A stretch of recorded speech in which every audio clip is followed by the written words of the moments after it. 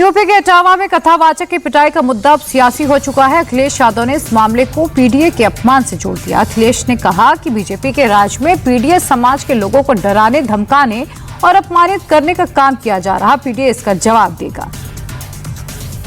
क्या मुख्यमंत्री जी को नहीं पता लग रहा ये सब बातें? फिर क्या है, वो कहते हम 4 बजे जग जाते थे।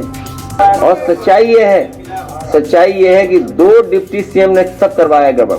बताओ, 16 साल की उसकी चुटिया कट गई। 16 साल कितना समय लगता है? 16 साल की चुटिया कट गई, इतना दुखी था बेचारा वो। अब बताओ, किसी की चुटिया काट दो तो कैसा महसूस होगा आपको?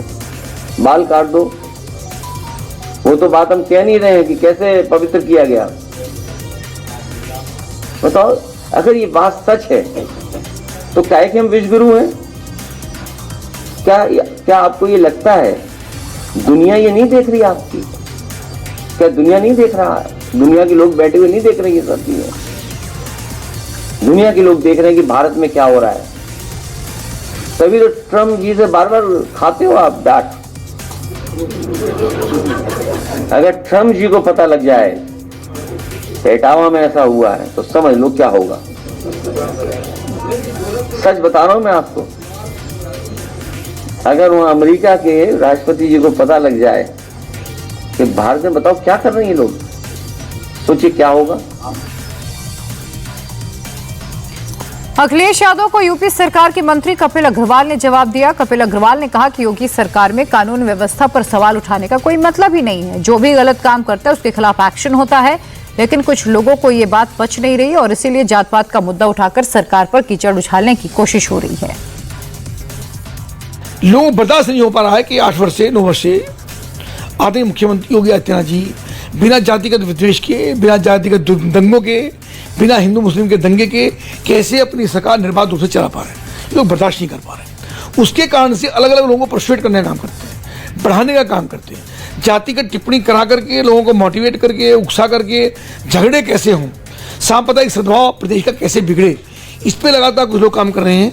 जब उनकी दुकानें लगभग बंद जैसी हैं और कोई उनको पूछ नहीं रहा है तो चाहते हैं कि इस प्रकार का माहौल बने कि प्रदेश के अंदर स्थिरता पैदा हो। मुझको पूरा भरोसा है कि प्रदेश की जनता आदरणीय मुख्यमंत्री योगी आदित्यनाथ जी का, देश के कानून का भरपूर पालन भी करेगी, सम्मान भी करेगी और कोई जातिगत विद्वेष अगर कोई पैदा होता है तो लोग उसको रोकने का काम करेंगे। बिहार में आगामी विधानसभा चुनाव के पहले राजनीतिक पार्टियां तैयारियों में जुट गई। लोगों के बीच जाकर राजनीतिक दल के नेता अपनी अपनी बातें रख रहे हैं और इसी बीच छात्र संसद के जरिए तेजस्वी यादव ने बीजेपी पर निशाना साधा। कहा कि नफरत वाली पार्टी को मोहब्बत और विकास से हराएंगे। बिहार का युवा अब इतिहास लिखेगा। बिहार का युवा सिर्फ नौकरी नहीं मांगेगा, नीति बनाएगा और नेतृत्व करेगा। बताइए, केवल नौकरी नहीं ना, हम लोगों को नीति भी बनाना है और युवाओं को नेतृत्व भी करना है। बिहार का युवा नेतृत्व करेगा।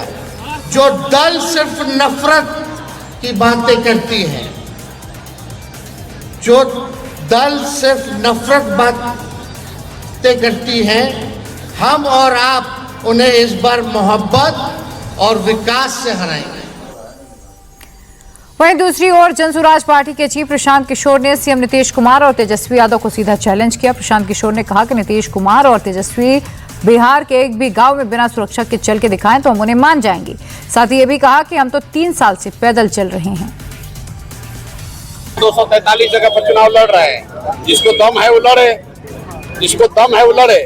आप विधायक हो, मंत्री हो, उनको आपके कैमरे पर चुनौती दे रहे हैं। मुख्यमंत्री को बोल रहे हैं कि जहां दम हो सुरक्षा हटा के एगो गांव में पैदल चल के दिखा दो। प्रशांत किशोर बिना सिपाही, बिना हवलदार के अकेले 3 बरस से चल रहा है गांव में पैदल। अगर तेजस्वी में, नीतीश कुमार में दम है तो सुरक्षा हटा कर किसी गांव में खाली पैदल चल के दिखा दें, हम मान लेंगे कि कितना बड़ा लोकप्रिय और कितना दम है उनमें। यूपी में जाति की सियासत हो रही है, बिहार में चुनाव की तैयारी और बंगाल में धर्म की। बंगाल में दीघा में भव्य जगन्नाथ रथ यात्रा को लेकर तैयारी लगभग पूरी हो गई। जगन्नाथ मंदिर की पहली यात्रा निकलेगी। तैयारियों की मॉनिटरिंग खुद सीएम ममता बनर्जी कर रही हैं और रथ यात्रा में शामिल होने के लिए आने वाले श्रद्धालुओं से ममता ने कहा कि सभी श्रद्धालु प्रशासन का सहयोग करें। तो हमारा तैयार हुआ है वो हमारा जगन्नाथ धाम बहुत बड़ा अभी बहुत बड़ा तीर्थ स्थान हो गया है।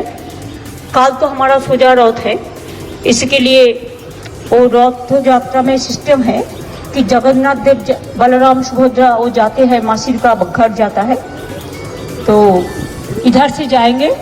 सुबह से कार्यक्रम शुरू होगा जो पुरोहित लोगों ने करेंगे, और रथ यात्रा जो है सकाल 9 बजे से कार्यक्रम शुरू हो जाएगा। लेकिन 1 किलोमीटर, पौने 1 किलोमीटर का रास्ता है, इसी के लिए हम लोग पूरा सब मिलके, हमारा पूरा मिनिस्ट्रियल एक टीम आया, हमारा ऑफिसर्स का पूरा टीम आया, पुलिस का टीम आया, जो इस्कॉन एवं मासीरबाड़ी जो हमारा जो टीम है वो भी सब आया। वो लोग सब तैयार कर लेंगे और हम 4 बजे तक यात्रा समापन करेंगे।